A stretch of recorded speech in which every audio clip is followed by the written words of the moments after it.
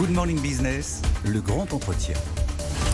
8h17 sur BFM Business et sur RMC Découverte. Et le grand entretien aujourd'hui, c'est avec Octave Klaba. Bonjour. Bonjour. Président fondateur d'OVH Cloud, néanmoins aussi président de Shadow et fondateur désormais de Symfonium. On a très envie de connaître toute votre vision de l'évolution de ce monde de la tech. Mais avant, votre projet peut-être un peu dingue, c'est de faire un Google européen avec tout, avec ses services, sa messagerie, les outils de vidéoconférence. Et pour ça, vous avez décidé de racheter vous, à travers Symfosium, dans laquelle la Caisse des dépôts est présente, Quant.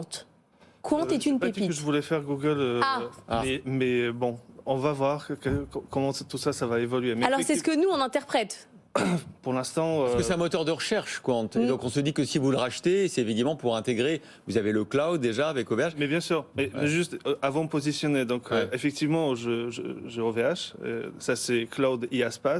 À côté, avec Eric, on fait Shadow, qui est Cloud SaaS, donc les services as a service, puis j'ai d'autres activités pour Win et puis la musique MFF. Et donc dans le cas de Shadow, on veut proposer des services, des bouquets, des services de productivité pour les entreprises, de communication, de collaboration. Et donc, on est parti dans cette journée de builder cette alternative européenne pour que les entreprises en Europe puissent avoir les services pour échanger, faire de la vidéo, travailler ensemble avec les clients en Inde. Ça ressemble aux services de Google quand même. Microsoft, Amazon, il y en a plein d'autres chinois, etc. En Europe, on n'en a pas. Mais pour être très concret, quand on vous avait reçu la dernière fois, en gros, vous m'aviez dit que j'allais pouvoir jeter mon ordinateur à la poubelle bientôt, parce que grâce à vous, tout sera dans le nuage, le cloud, et qu'au fond, avec la puissance de la fibre, par exemple, j'aurais plus besoin d'avoir le cerveau sur mon bureau, mais dans vos serveurs. Est-ce que ça prend du temps? Est-ce que vous y êtes? Est-ce que vous allez y arriver? On y est en partie, mais il faut effectivement développer les services. L'avantage, en fait, c'est que quand j'ai commencé, ça il y a 4-5 ans, j'ai commencé à bosser autour de les services SaaS, je rencontrais 200, en gros 200 startups qui étaient dans ce domaine-là durant une année. D'accord? Donc j'ai fait énormément Et en fait, en Europe, il y a tout. Il y a absolument tout. Tous les services que vous pouvez imaginer, vous les avez. Ce qui manque, c'est la masse critique. C'est-à-dire que vous avez des petites entreprises qui ont développé un truc génial, mais ils n'ont pas la capacité d'être rentables parce qu'ils n'ont pas assez de clients. Et donc, mon constat, c'est de dire, bon, il faudrait quelqu'un qui les aide à s'agréger capitalistiquement ou commercialement, peu importe, et créer quelque chose qui ensemble, fasse le sens vis-à-vis du client et vis-à-vis de la masse critique des clients, mais aussi du revenu. Et ça, c'est vous? C'est Symfosium qui doit faire ça? C'est prolongement de ce qu'on a fait au niveau de Shadow. C'est-à-dire, OK, on est dans B2B et donc on développe les services pour les B2B. Il nous faut la masse critique. Comment créer la masse critique? Un moteur de recherche, ça paraît un bon point de départ où il y a beaucoup de gens qui viennent pour faire des choses et d'avoir des services qui sont gratuits, qui sont certains payants, et à travers lesquels on peut en tout cas avoir l'accès à tout marketplace, on va dire, de tous les services européens.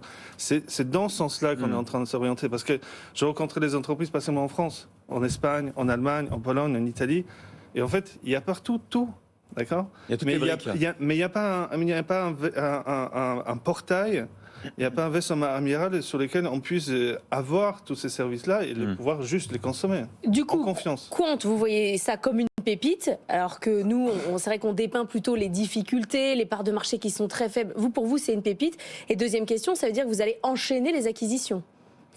Donc, deux questions. Donc, Quant, ça nous paraît d'être un bon départ pour pouvoir construire un portail sur lequel on puisse proposer tous ces services-là.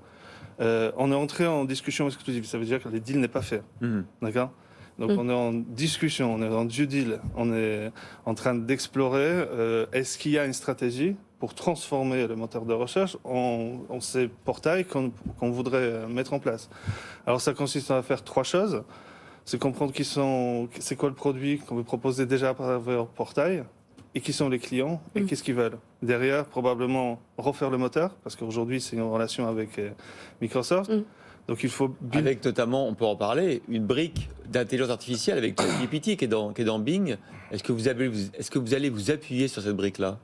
Vu l'évolution contractuelle avec Microsoft, je pense que non. Ah, d'accord. Ça se passe pas bien. En gros, ça se passe pas bien. Donc, et on est en train de regarder, et ça c'est l'enjeu de ces prochains 2 mois, comment ensemble, en espace des 6 mois, 12 mois, 18 mois, on peut créer un vrai moteur de recherche. C'est possible ou c'est pas possible? Ouais. D'accord. Vous allez tout refaire, quoi, en gros. Si j'y vais, ouais. C'est pour tout refaire. Si j'y vais pas, peut-être il y a des gens géniaux qui... Les autres cibles, du coup. Moi, ce que je regarde actuellement pendant ces 2 mois, c'est, OK, qu'est-ce qu'on fait ensemble pendant les prochains mois pour builder cette mécanique? Et troisième élément, c'est d'ajouter des services additionnels, les gratuits et les payants, pour que ça ressemble à un truc où ça vaut le coup d'aller, mais pas juste sur les moteurs de recherche, mais aussi d'aller d'autres choses. Donc, par exemple, on pense à un social login. C'est-à-dire un login, vous créez un login sur le portail, et à travers ce login-là, vous pouvez aller sur plein d'autres sites. Une sorte de coffre-fort, en fait, de clé unique, quoi. Voilà, on évolue, on explore. Mais si on va revenir dans 2 ou 3 mois avec les résultats de notre stratégie. Soit on va dire on n'y arrive pas, soit on va dire on y va, peut-être on va se planter, et peut-être on va réussir. Mais quand même, on est quand même à un moment là, on voit bien, où il y a un moment de bascule pour la tech. D'abord en termes de financement, c'est plus compliqué, trouver de l'argent. Et en termes de plus compliqué lorsque les projets sont farfelus. C'est ça. D'accord, les bons projets, ils trouvent toujours financement. On l'a vu tout à l'heure, effectivement, à 7h45. Mais quand même, avec l'IA, qui est en train de disrupter complètement ce marché, si vous n'avez pas l'IA de Microsoft, est-ce que vous n'allez pas être complètement dépassé?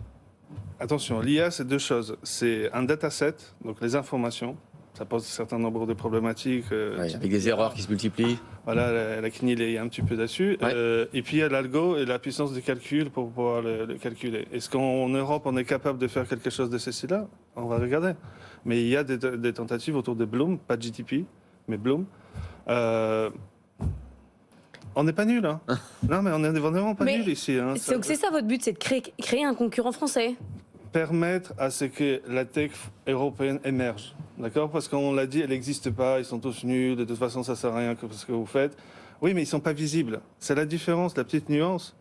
Donc si on les rend visibles, on leur donne la possibilité d'avoir des clients, on leur donne la possibilité de grandir, je peux vous assurer que ça va marcher. Mais c'est aussi une question d'argent. Ça, vous disiez aujourd'hui, c'est un peu la crise des projets farfelus qui se trouvent moins de financement, mais parfois il faut financer des projets farfelus même pour se planter. Il faut projet farfelu, ce que j'appelle le projet farfelu, c'est que le business model n'est pas clair, le produit n'est pas clair, le marché n'est pas clair, et derrière les gens, est-ce qu'il y a vraiment la team pour réussir? C'est pas clair non plus, d'accord? Et donc dans le passé, même des projets de ce style-là, ils trouvaient des financements, d'accord? Et même avec des valorisations farfelues.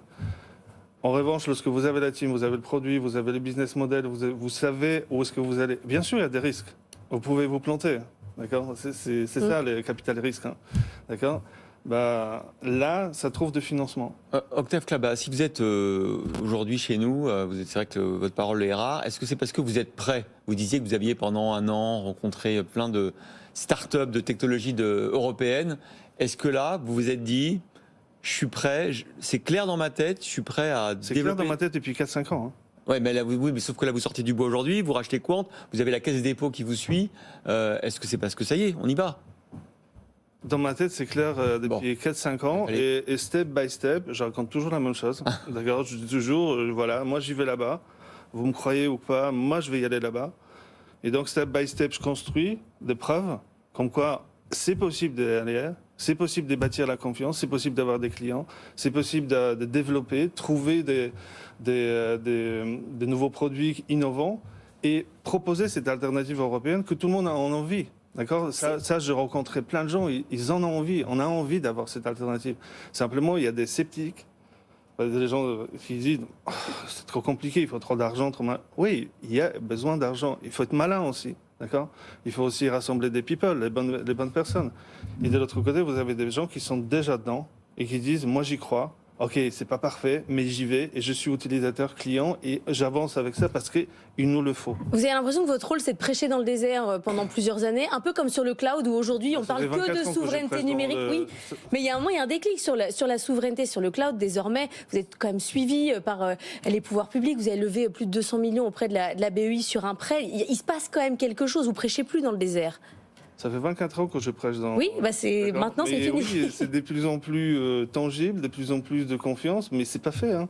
C'est pas fait. Tous les jours, je rencontre des clients, des utilisateurs, des différentes personnes, des prospects qui disent non, j'y crois pas. Eh ben non, c'est pas fini. C'est pas fini. En fait, les gens, ils ont besoin d'être convaincus que ça marche. Ils ont besoin parfois voir, d'accord. C'est comme dans la religion. Hein. Parfois, vous croyez catholique, vous croyez, vous l'avez pas vu, d'accord. Vous êtes le Saint Thomas de la tech. Ça s'appellera quoi la plateforme? Elle s'appellera Symfonium? C'est ça, oui. Bon. Symfonium, c'est la holding, et Symfonium, un peu comme et le produit s'appellera comment, le produit? Quant? Pour l'instant, on n'a pas encore. Mais oui, j'en sais rien en fait. On va voir. On va voir. C'est tout le but de 2 mois, 3 mois. Symfonium comme une symphonie d'orchestre, plein de petites startups, et on bosse ensemble. Vous avez encore le temps de faire un peu de musique? Bien sûr. À côté de tout ça. Tous les soirs. Octave Klaba, donc le patron de je sais pas quoi. On verra le nom quand ça sera prêt. Merci beaucoup.